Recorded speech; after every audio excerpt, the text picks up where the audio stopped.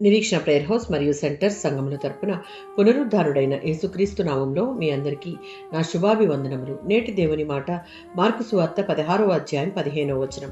సర్వలోకమునకు వెళ్లి సర్వ సృష్టికి సువార్తను ప్రకటించుడి. ఈ వచనం యేసుక్రీస్తు తన పునరుద్ధానం తర్వాత శిష్యులకు ఇచ్చినటువంటి చివరి ఆజ్ఞలలో ఒకటి. యేసుక్రీస్తు మరణించి 3వ రోజున లేచాడు.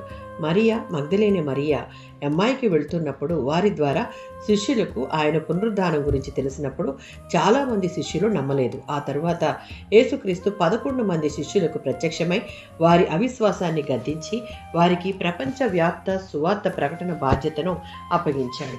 ఈ ఆజ్ఞను మహా ఆజ్ఞ అని కూడా అంటారు. మత్తయి సువార్త 28వ అధ్యాయం 19-20 వచనాలు.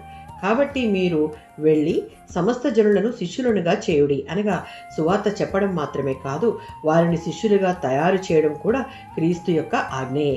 లూకాసు వార్త 24వ అధ్యాయం 46-48 వచనాలలో పాప క్షమాపణ కొరకు మారు మనసు పొందుట అనే సువార్త ప్రజలందరికీ ప్రకటించబడాలని యేసుక్రీస్తు ఇక్కడ చెప్తూ ఉన్నాడు. యోహాను సువార్త 20వ అధ్యాయం 21వ వచనం. తండ్రి నన్ను పంపినట్లే నేను మిమ్మల్ని పంపుచున్నాను అనగా యేసుక్రీస్తు ఈ భూమి మీద చేసిన సేవను ఆయన శిష్యులుగా ఏర్పడిన వారు సంఘము కొనసాగించాలి. అపోస్తుల కార్యాలు 1వ అధ్యాయం 8వ వచనం. పరిశుద్ధాత్మ మీ మీదికి వచ్చినప్పుడు మీరు శక్తి పొందుదురు, భూమి అంతం వరకు నాకు సాక్షులై ఉందురు.